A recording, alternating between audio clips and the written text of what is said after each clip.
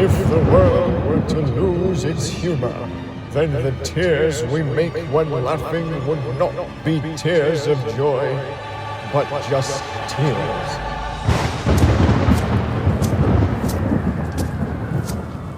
What do I do? These are trying times we're in. I just need someone to ease the pain. What? My Discord Nitro expired? No! How will I keep in contact with my wife? No, don't leave me! Don't leave me! No! Is there anything at all that will brighten our moods? Something that will bring us together, even if for a short time? What? Jack Black? I'm Jack Black from a Minecraft movie. It's gonna be bigger than Ninja. It's gonna be bigger than PewDiePie. That's right. I put that movie aside because I had no faith in it. Don't miss a Minecraft movie in cinemas now. This must be what will bring us together again. Then it's not too late. Okay, I'm just gonna come out and say it. This is my top movie for 2025. For right now. I mean, come on. I have to make time to go watch an actually good movie. Snow White is right there. I'd like to call myself a movie connoisseur. I enjoy watching a lot of movies, and a Minecraft movie is one I was not expecting to like as much as I do now. Hey, everyone has their opinion, and of course, I knew this movie would not be like the next Godfather or something, but to some people, this might be their Godfather. And that's okay. You might be very wrong, but that's okay. If history's taught us anything, so you can mine and craft. I will say I was wrong, though. I originally thought this movie would be absolutely horrible due to the ads, but that was probably the intention anyway, just to get a reaction. Let's be honest, they knew what they were getting into. This movie was destined to be made this way. I'm placing blocks and shit. As someone who used to play Minecraft a long time ago, I originally had no real interest in seeing this movie because I put Minecraft behind me. The last time I played was back in 2013. After seeing numerous people talk about this movie when it finally came out in theaters, I just had to sit down and just give it a chance. Being someone who isn't that big on Minecraft, the movie still had enjoyable moments. But taking off the bias glasses, it's clear that the movie just is fine. Hold on. Put down your torches, put down your pitchforks. I'm not hating on the movie. I'm just giving my thoughts as someone who's not that big on the game. You know, I think I can still make some good time with it. You know, like what is it about? Oh, it's like 2 weeks already. Yeah, you know, sorry. Schoolwork and video games, mainly schoolwork. Work with me here, okay? I'm gonna give you something.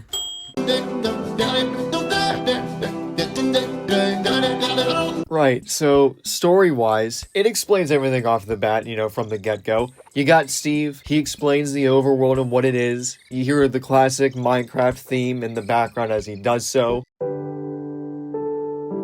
Sitting in the theater and hearing that theme did make me smile, because it just took me back to when I last played the game. But of course, Steve's whole introduction on, you know, who he is, what he's doing, you know, it was funny, it was comical, just meant to bring some laughs to everybody. He gives us the exposition on what the story is going to be about and how it all came to be. Then all of the characters slowly get introduced throughout the course of the first act. Then they all come together at the start of the second. And then by that point, we're already 40 minutes into the movie and we're immediately into the overworld. Yes, it was still 40 minutes until we actually got back into the Minecraft world, but I felt like it still managed to make it work. If I had no knowledge whatsoever about the movie and you told me that Steve, played by Jack Black, was an office worker, escaped to the overworld, has been trapped there for years, and now has to help a random group of people get back home and save the world, I would have thought you saw the movie drunk.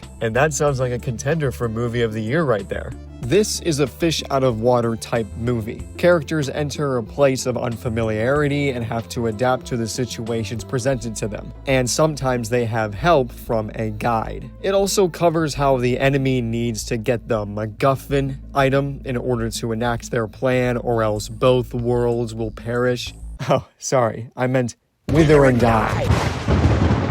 For a movie aimed at anyone, I do think it does a good job with presenting a fun adventure, and the cast clearly had fun with it too. I don't know what die-hard fans think of the movie, but my general response is this movie is a special kind of fun. I do have to commend this movie for all it's been through. Like a lot of movies, unfortunately, this one also went through development hell, starting its production in 2014 and finally releasing just 10 years later. Going through multiple producers, script rewrites, and writers, as well as changing characters and deadlines, led to people thinking the movie would be scrapped. Not to mention, it also got delayed with the pandemic, and its other release day of March 4th, 2022 had The Batman instead.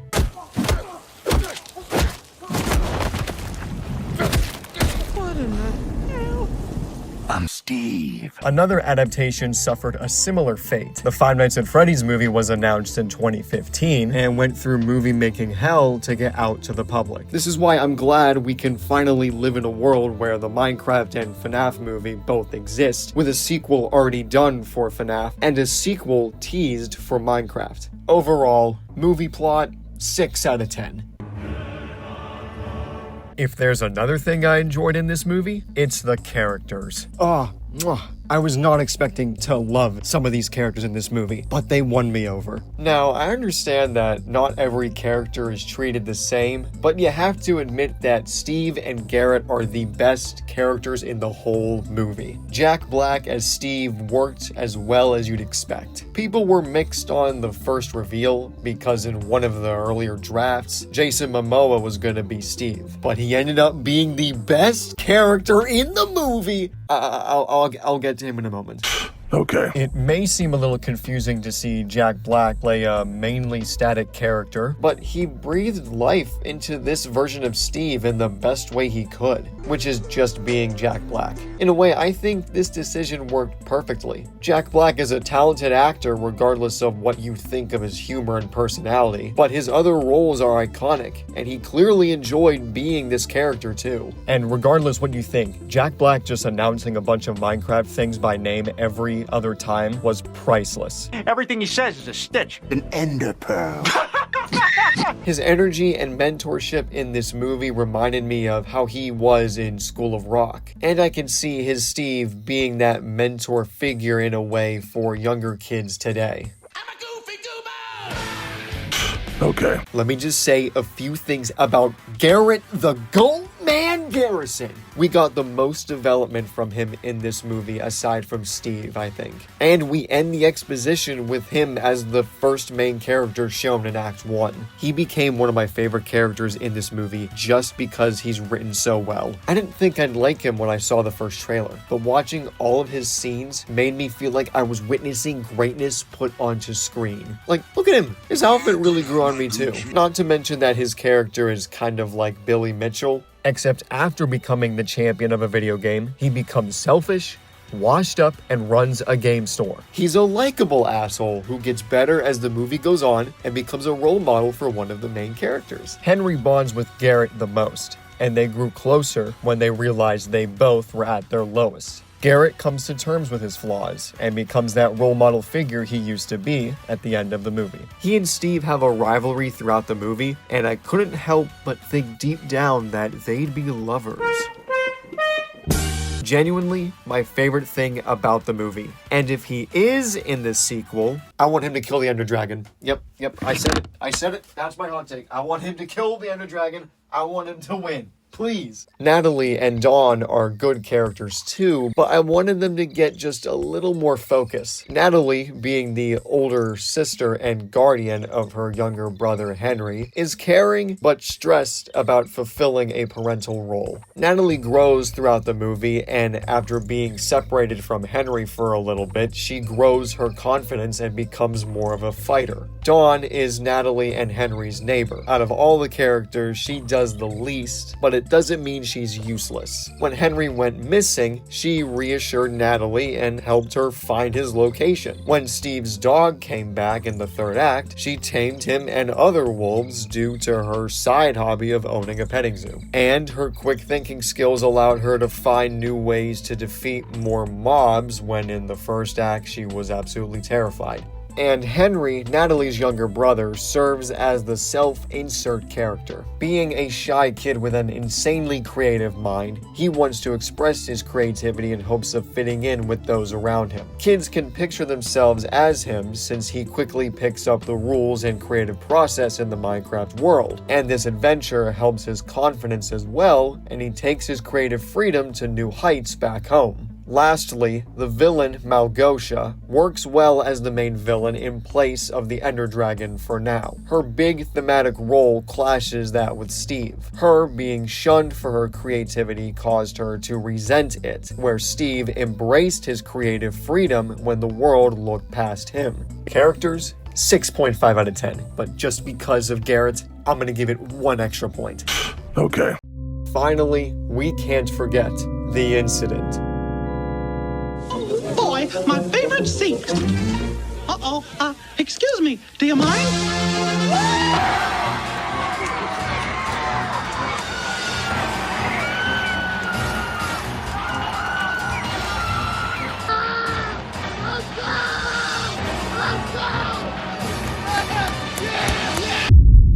This one scene alone transformed theaters to audiences just lightly cheering to full-on Roman Colosseum cheerings when someone gets executed. Like, it was impossible to escape it on social media, and each new reaction recording was just worse than the last. I'm all for more people going to theaters, but just destroying it for clout and making it hell on earth for theater workers is just insufferable. Someone brought a live chicken to a theater. I understand people want to have fun, but just a few years ago we had people jokingly watch Morbius and wearing suits for the Minions sequel. Hell, even No Way Home was more tame than this. The craziest thing I've seen is someone doing a backflip, and this is a kid's movie, so I couldn't imagine being a kid in a theater when this scene happens. It just turns into a war zone.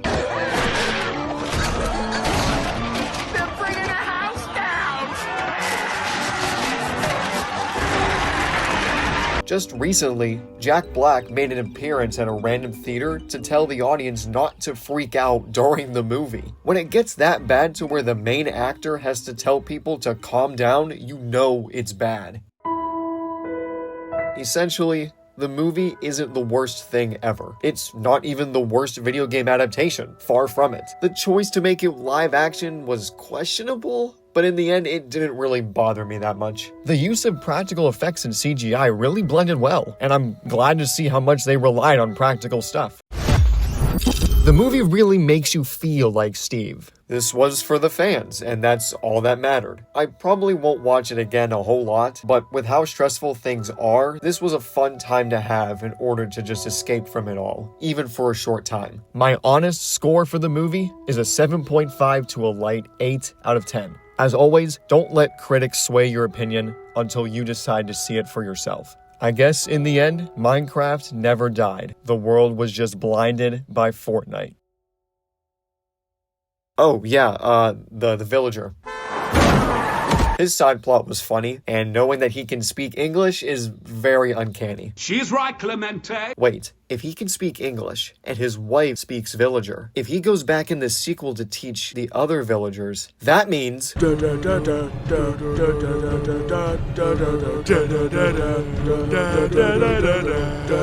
Villager news.